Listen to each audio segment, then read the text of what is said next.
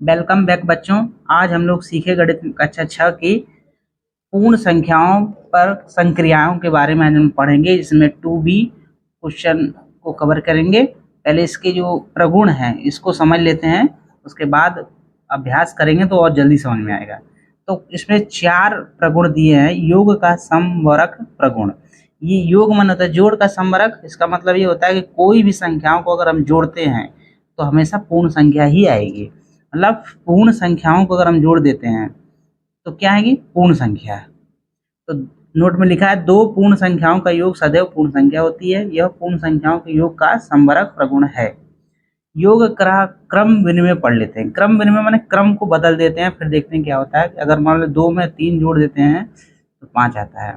इसी तरह 3 में फिर उल्टा जोड़ देंगे तो भी 5 आता है। तो कहने का मतलब अगर क्रम बदल देते तब भी योग वही आएगा।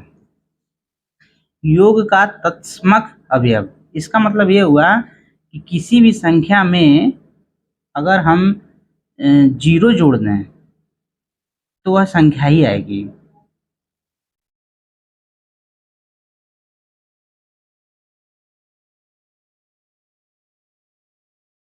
एक चौथा क्वेश्चन ये है कि इसमें योग का साहचर्य नियम। साहचर्य नियम क्या होता है कि अगर हम कोई भी संख्याओं को अगर जोड़ देते हैं इधर से, मान लो सबसे पहले हम इसको जोड़ दिए और फिर बाद में इसको जोड़े, तो योग का साहचर्य नियम कहता है कि यह संख्या दोनों का मान, इसका मान और इसका मान बराबर आएगा। ठीक है।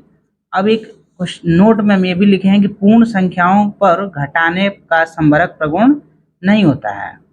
जैसे एक उदाहरण समझ लेते हैं, घटाने की संक्रिया जो होती है पूर्ण संख्याओं के लिए समवरक नहीं होती है। मान लेते हैं कि 2 में अगर हम 0 घटा देते हैं तो 2 आ गया।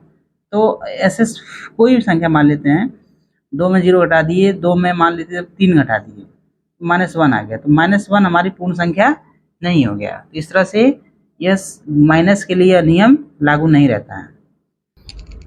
अभ्यास 2 को कर लिया जाए, इसमें अब करने में आसानी होगी। संख्या रेखा पर अंकित योग के तथ्यों को लिखिए। यहाँ से देखेंगे 1 2 3 4 4 हो गया, 1 2 3 4 5 प्लस 5 बराबर 9। ये हमारा 9 आंसर आ गया है।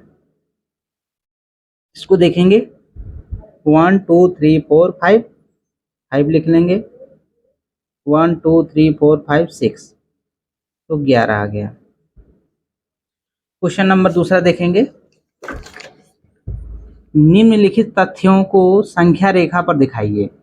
5 में अगर 4 जोड़ देंगे तो 9, इसको हमें संख्या रेखा पर दिखाना, संख्या रेखा पर।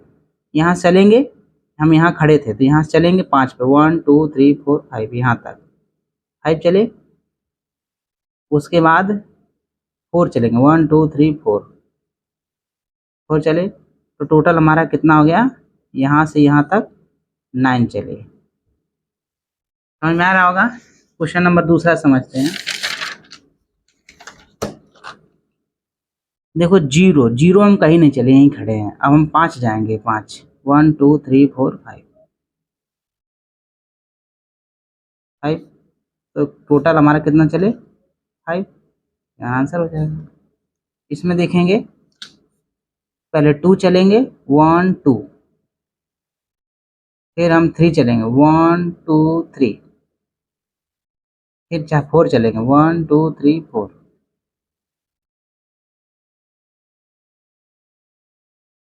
टोटल कितना चले? 9 तक। ये हमारा ग्राफ बन गया है। क्वेश्चन नंबर तीसरा को देखेंगे, खाली स्थान की भरना है। यह देखिए कि 345 यहाँ लिखा है, 345 यहाँ लिखा है। इसका मतलब 778 789 789 इधर आ जाएगा। ये कौन सा नियम है?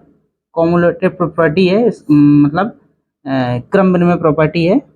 यह क्रम विनिमय प्रगुण है। ये देख लें तो 2889 में अगर 0 जोड़ेंगे तो वही संख्या आएगी। तो यह क्या है? तत्समक योग है, योग का तत्समक अवयव है ये। यह देख लेंगे, यह देखो यह साहचर्य नियम, पहले इसको जोड़ा गया, फिर ये लास्ट वाले को जोड़ा गया। इसका मतलब इसमें ये वाली संख्या आ जाएगी। ठीक है, ये इसमें इधर जुड़ा है और अब की बार इधर को ब्रैकेट किया गया है। तो यह साहचर्य नियम हो गया, योग का साहचर्य नियम। क्वेश्चन नंबर हम चौथा देखेंगे।